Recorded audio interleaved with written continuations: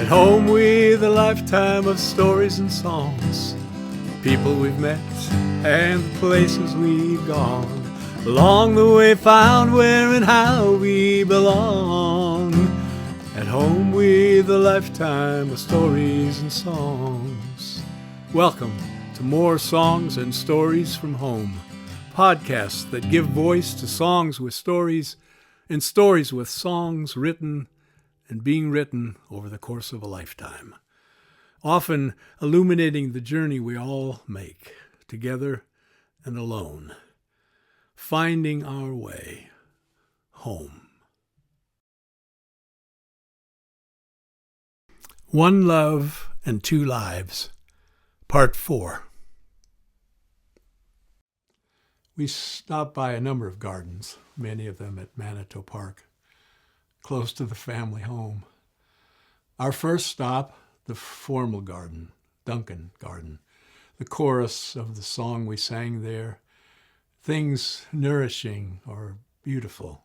That's what fine gardens grow, things nourishing or beautiful, seeds we all should sow, if that's how we want the world to look, our kids, grandkids to know, things nourishing or beautiful to feed body and soul. And then to the rose garden, my dad's favorite flower. The chorus of the song we sang there declaring in good times and bad times, tender times and tough, he was truly loved by everyone, but she, the one he truly loved. We went to the lilac garden. Spokane, we call ourselves the Lilac City, and while my folks loved to travel, they always came back. The song we sang there, The Road That Leads Us Home, inspired by an excerpt from James Michener's The Fires of Spring. Our journey is to find ourselves, to share and care and love as well, be witness to somebody else, and in the end, to know the depth of our determination, the extent of our dedication, the place we seek our inspiration, our true and honest goals, the reason we find to believe, the way we set our demons free, that place where we will not retreat, though we must stand alone. What we are counted on to do, the limits of our courage, too, what we have found to be the truth on the road that leads us home. And then to the Faith and Healing Garden, near to what was my dad's office and next to the hospital where he visited patients and where he died. The song we sing there talks about a quiet place to contemplate, to meditate, to sit and wait, to come and pray, to keep the faith night or day. Love always a quiet place.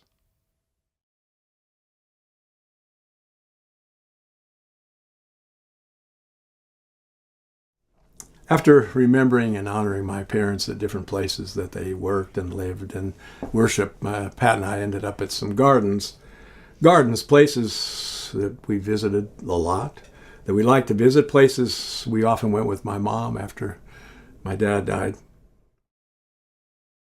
We were lucky to have grown up at a place as big and as beautiful as Manitou Park, a special place with sports courts and play fields and playgrounds, and in the winter a sliding hill and a skating pond, and all the gardens that return every spring. Here's the formal garden. It's not quite in full bloom yet. And we chose gardens because of the memories that they contained, and also because of how gardens can represent the cycles of life, seasons of life. One of my mom's favorite gardens, the formal gardens at Manitou Park, known as Duncan Gardens. When my mom was in her 90s, we would stop there, get out her walker, go and sit on a bench overlooking the gardens, and then The last couple of years, we just stayed in the car, taking a moment to feed our souls with the beauty and the wonder of such a place. My wife once sent a card to me, and this is what it said. If someday I should wake and find I had 4 loaves of bread, I'd sell one and buy hyacinths, 'cause this much I believe: a body's not the only thing a body has to feed. Things nourishing or beautiful, that's what fine gardens grow. Things nourishing or beautiful, seeds we all should sow, if that's how we want the world to look. Our grandkids to know. Things nourishing or beautiful, to feed body and soul. To some it might sound simple, and to some simply naive, believing we should live our lives practicing what we believe. And even when we do our best, there are no guarantees. The only thing I know for sure, we start by planting seeds, things nourishing and beautiful, that's what fine gardens grow. Things nourishing or beautiful, that's what we all should sow, if that's how we want the world to look. Our grandkids to know. Things nourishing or beautiful, to feed body and soul. Things nourishing or beautiful, to feed body and soul.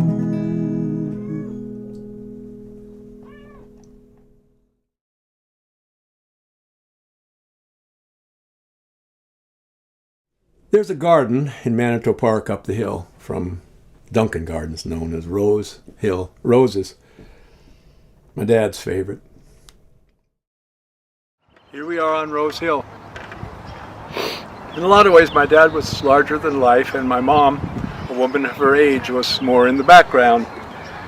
And the family story goes that my birth was the reason my dad got well.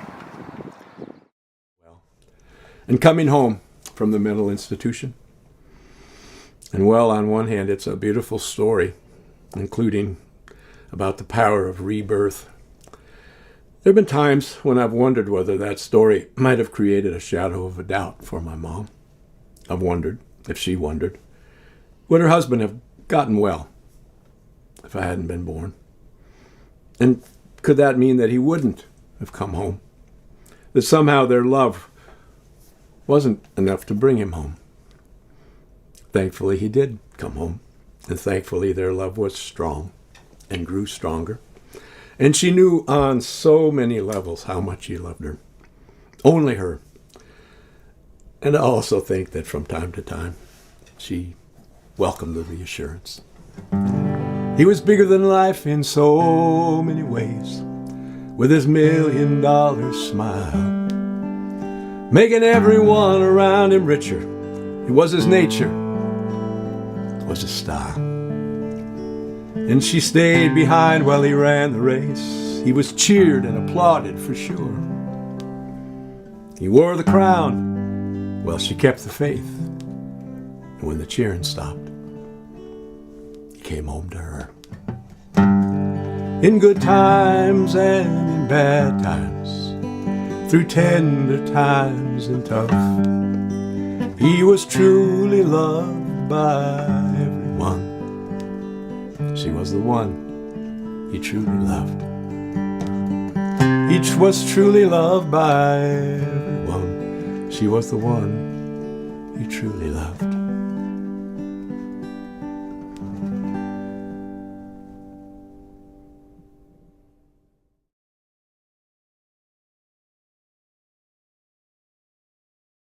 In Pat's, my next stop was the Lilac Garden, also part of Manitou Park. Lilacs, a symbol of Spokane, the Lilac City. And while my folks had a chance to see much of the world, they always returned to Spokane, the place where they remain together forever now. On this road we travel down, it isn't wealth or fame somehow, or power that we may hold now, makes this life worthwhile. Not revenge or many loves, and glory never is enough, for in the end all turns to dust after all of those miles. Our journey is to find ourselves, to share and care and love as well, be witness for somebody else, and in the end to know the depth of our determination, the extent of our dedication, the place we seek our inspiration, our true and honest goals, the reason we find to believe, the way we set our demons free, the place where we will not retreat, though we must stand alone. What we are counted on to do, the limits of our courage to, what we have found to be the truth on this road that leads us home.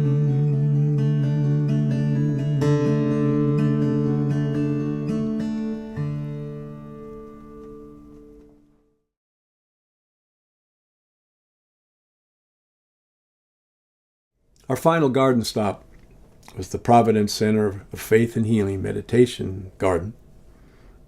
Sisters of Providence gifted what had previously been their convent and garden to create this special space. A lot of places that we stopped are representative of my parents and the lives they've lived.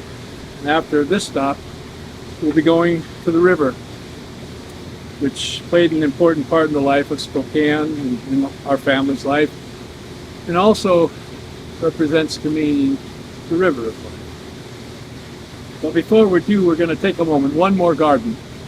This with a stream running through it and with a waterfall. Within a mile of this garden, where my dad worked, visited patients, that's connected to this garden. And where he ended up becoming a patient himself and dying. Where our family spent 2 weeks holding a vigil for him and hoping for a different outcome.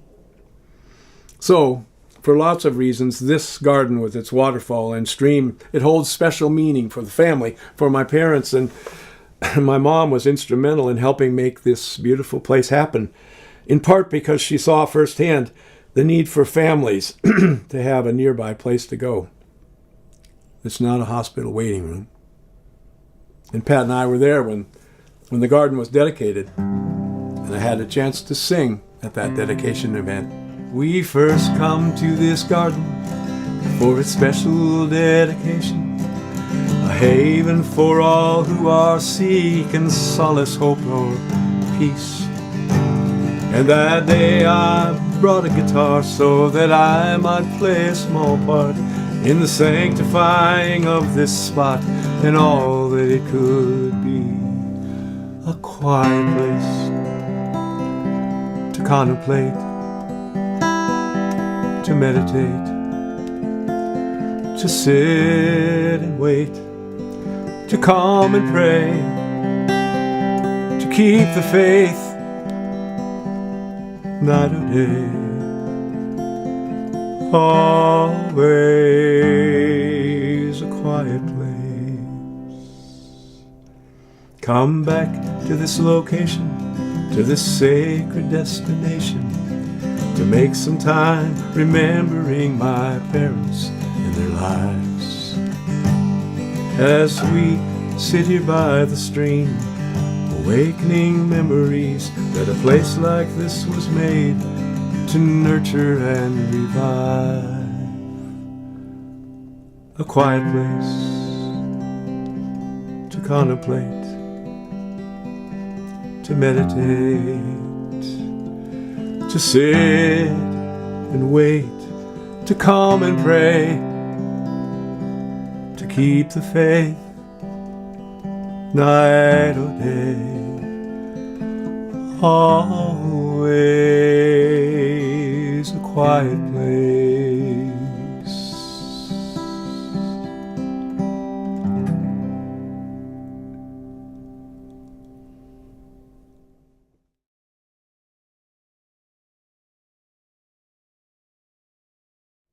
It's in quiet places, in meditative moments, that I realize in a very real sense that my parents are gone.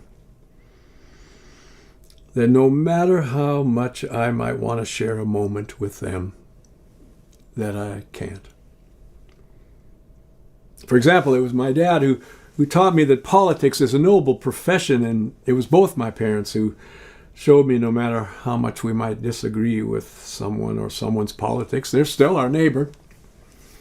And we need to treat them like we would like to be treated. No matter how loud the crowd, it's important to find quiet places and to be reminded of such things. It's also in these quiet places that I take time and ponder the idea that love outlives us, and that the spirit of my folks and others remains alive. It took a while to truly know I can't simply pick up the phone, can't share a meal or take a trip, play some cards, talk politics, can't get together, celebrate special moments, holidays. But if love we give lives beyond our lives, my folks are very much alive. If love we give lives beyond our lives, my folks are somewhere here with us tonight.